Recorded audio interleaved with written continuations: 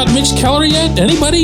Yeah? No? Good morning to you. Good Thursday morning from Washington. I'm Dejan Kovacevic of DK Pittsburgh Sports, and this is Daily Shot of Pirates. It comes your way bright and early every weekday if you're into football and or hockey. I also offer daily shots of Steelers and Penguins in the same place that you found this. Nationals 5, Pirates 3. You didn't think they were going to go 162-0 either, did you? Okay, well, they didn't. And there were some bright spots in it, not a ton. Jack Sawinski hit his first home run. Michael A. Taylor with a 2-out, 2-run hit early on. And the bullpen was the bullpen. But Mitch, for the second start now, didn't really look like his best self. And I would say that that's not concerning, even beyond the 5 runs that he gave up in as many innings. One of those was unearned. Except that this has actually been going on for a while now. Very early in spring training, it was clear that Mitch wasn't ramping it up velocity-wise to where he had it through the entirety of the 2023 season. Now, in the spring, that stuff's easy to explain, easy to blow off entirely, really, because you can just say, look, I'm not going to be going full bore here in grapefruit ball. I'm going to save it for the real games.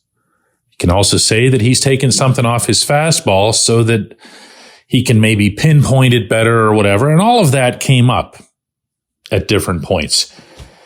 In Miami, in the season opener, he was off still by about 1.5 miles to 2 miles per hour.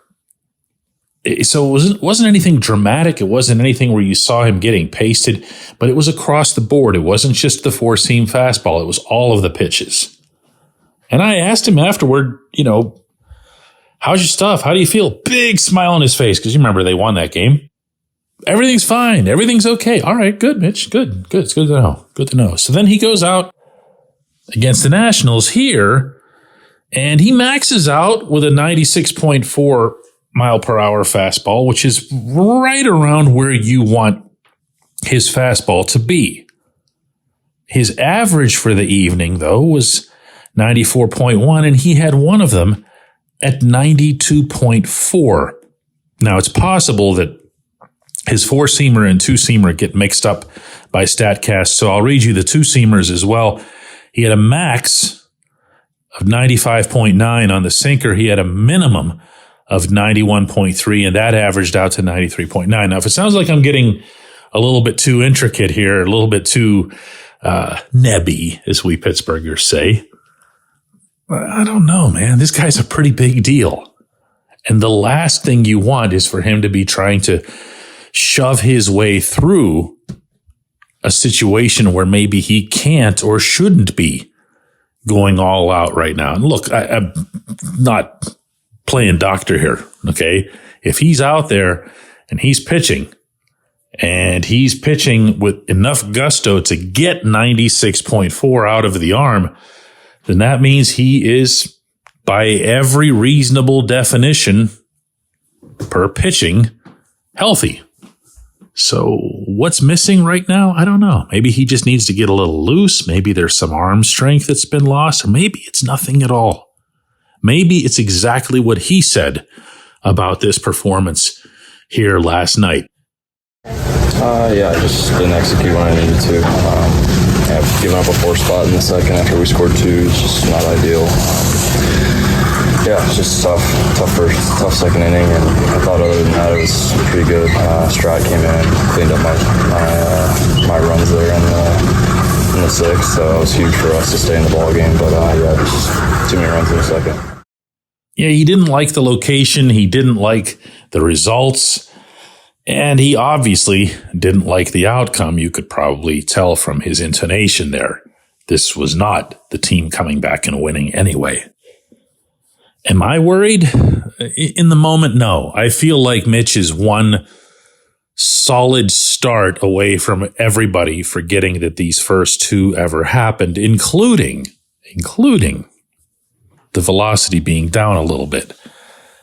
But the trend can't hold, and here's why. Mitch needs his stuff, and I realize that sounds self-evident. Every pitcher needs their stuff. But if Mitch isn't functioning at full velocity for whatever reason, then he not only loses the effectiveness on his four-seamer, which doesn't have a whole lot of other bells and whistles attached to it. It's not one of those that has a huge chunk of movement or comes with any arm angle deception or anything like that. He needs the other pitches, and he needs them at maximum torque. And that means the sweeper, that means the slider, that means the curve, that means everything in his arsenal. It can't afford to have a missing couple miles an hour, or it's going to be a lot flatter and it's going to keep getting hit the way it's gotten hit these first two games. When we come back, J1Q. This portion of Daily Shot of Pirates is brought to you by our friends at North Shore Tavern that's directly across Federal Street from PNC Park. It's home of Steak on a Stone, an eating experience, underscoring the word experience. The steak is brought to you partially cooked on an 800-degree stone, and you do the rest. It's a ton of fun, it's a great meal, and it's a baseball atmosphere like no other in Pittsburgh. North Shore Tavern, right across Federal Street from PNC Park.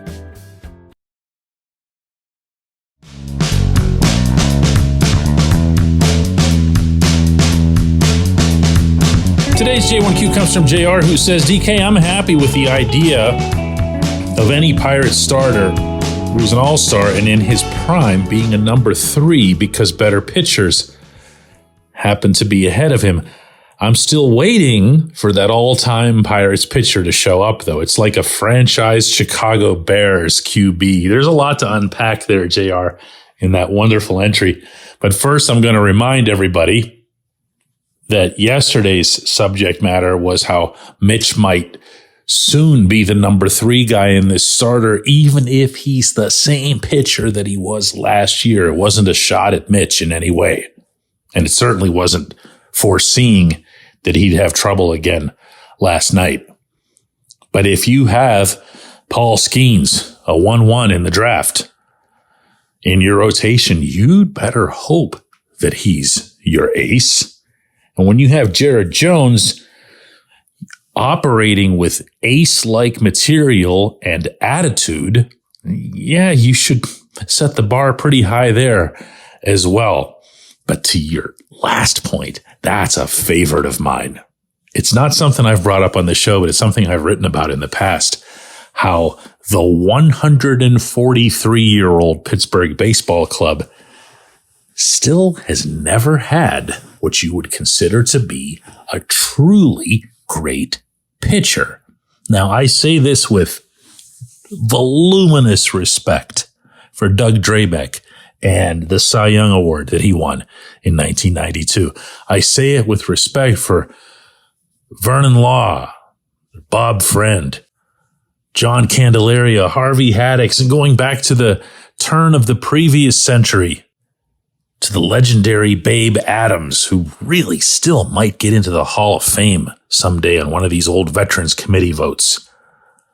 But none of these individuals, again, with immense respect, would qualify as great. You can have your favorites over the course of the franchise's history, but you won't find one that matches up with other teams' cream of the crop. You know who I had a talk with once about this? And it was a good talk. It was Garrett Cole. Cole loved to talk about baseball history. I'm sure he still does. And I brought up with him, for a reason, that he had a very realistic chance of becoming the franchise's first truly great pitcher, even if he wasn't that great.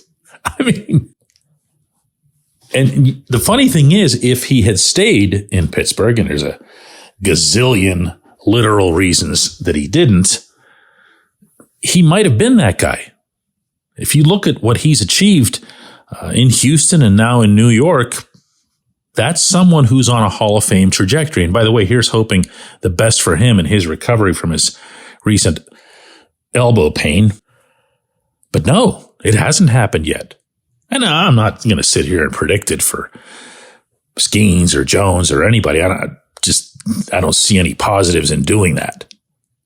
But Skeens, when you see what he's capable of, it's really a matter of, is he going to disappoint or not? Because there's only so much better he can be than what we already think he is. I appreciate the question. Really good one. I appreciate everybody listening to Daily Shot of Pirates. And we're going to do another one from here tomorrow before heading home for the PNC Park opener against the Orioles Friday afternoon.